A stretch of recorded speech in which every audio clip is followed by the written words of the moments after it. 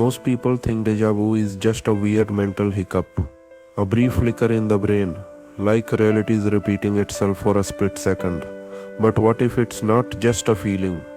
What if deja vu is your mind catching up to something you already lived? Not in a dream, not in this life, but in a different version of it.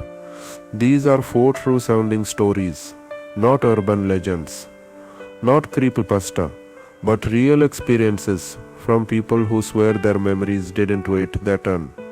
They remembered things before they ever happened. Trema Story 1. The Basement Door Narrator. Back in 2019, I moved into a duplex in Portland with my girlfriend Eva. She was doing her master's in art therapy. I was freelancing, mostly working from home. The place was small but cozy. Creaky wood floors, drafty windows, and a locked basement door we were told never to open. The landlord said it was just storage for the other unit. But the first time I saw it, I froze. Not out of fear, more like recognition. I'd never been in that house before, but I knew that door, the chipped white paint, the brass doorknob shaped like a lion's head, and most of all, I remembered what was behind it. I started having dreams. They were always the same. I would wake up in bed, hear the creaking of that basement door, and something would start crawling up the stairs. Not walking, crawling, like it didn't have knees. But the worst part was, I was calm in the dream. I'd just sit up and say, "Oh, it's time again." Eva said I was sleep talking, every night whispering things like, "It's coming, it remembers me." Then one night in November she woke me up shaking. "Did you open the basement door?" I said no, and that's when I heard it. The slow creak of the basement steps. 1, 2, 3. I grabbed the bat we kept by the bed and threw open the hallway light. The basement door was wide open. We called the landlord. He came the next morning, swore up and down that it must have been faulty hardware. But when he left, Eva said something I'll never forget. "I had the dream last night, same one you described. I saw it too." We moved out 3 weeks later. I still see that lion's head doorknob in my dreams. Only now the door doesn't creak open, it knocks. Per story 2, the garden that didn't exist. My grandmother passed away in 2021. After the funeral, I went to her house to help clear things out. She had this tiny place on the outskirts of Charleston, all overgrown shrubs and peeling paint. But I remembered it so clearly, not from visits, but from childhood dreams. I used to dream of running through this backyard garden, even though I hadn't visited since I was 5. But when I stepped outside, the garden was there, exactly as I remembered it. It made no sense. There were hedges shaped like spirals, a rusted iron bench, a crooked bird bath with no birds. The thing is, that garden didn't exist in any recent photos of the house. Not a single trace of it on Google Earth. I checked the images online.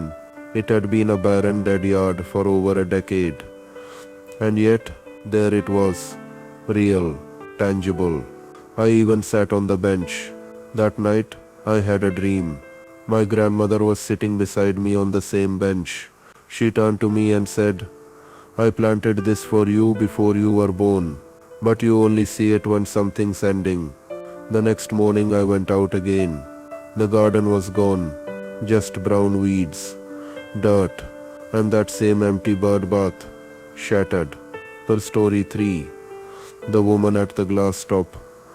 I lived in Vancouver for a year and used the same bus stop every morning at 6:10 a.m. It had this glass shelter covered in graffiti, one of those places where time seems slower. One morning I showed up, and a woman was already sitting there. She wore a grey hoodie and jeans. But there was something wrong. She looked at me and smiled like we'd already spoken. "Don't sit yet," she said. "The second bus isn't yours."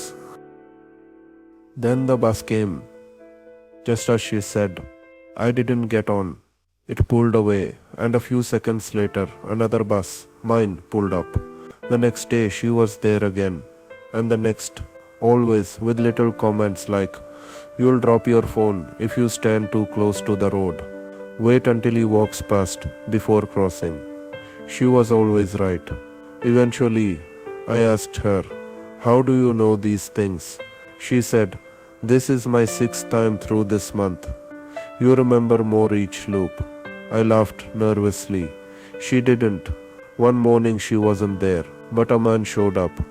He looked at me and said, "She made it out. You're next if you wait long enough." I haven't used the bus since, but sometimes I see her reflection in store windows, even when no one's there. Husser Story 4. The static channel.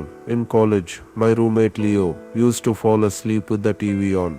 One night, I woke up to static. Loud warbly, like it was breathing. Leo was sitting up, eyes locked on the screen. I asked him if he was okay. He whispered, "They're watching from the channel between the numbers." I thought he was dreaming until the screen shifted. It went from static to something else. A room. It looked like our dorm. But the colors were wrong. Too dull, too grey. And in that room was me. But I wasn't moving. Just sitting on the bed, blank-faced. Leo started recording it on his phone. But when we checked the footage later, it was just static. Only I remembered what we saw. The next night, it happened again. Only this time, I could see Leo in the other version of the room too. Also frozen. Also blank. We watched ourselves for weeks. Then one night, the static channel was empty.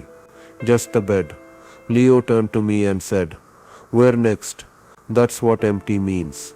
He dropped out 2 days later, moved across the country. I haven't heard from him since. But a week ago, I turned on my old TV by accident. No input, no channels, just static. And when I looked closely, the bed was back, and it wasn't empty anymore. Ola Deja-Vu isn't always just a glitch. Sometimes it's the worrying, a memory bleeding backward to keep you from making the same mistake twice. But the scariest part, you won't know what the mistake was until it happens again.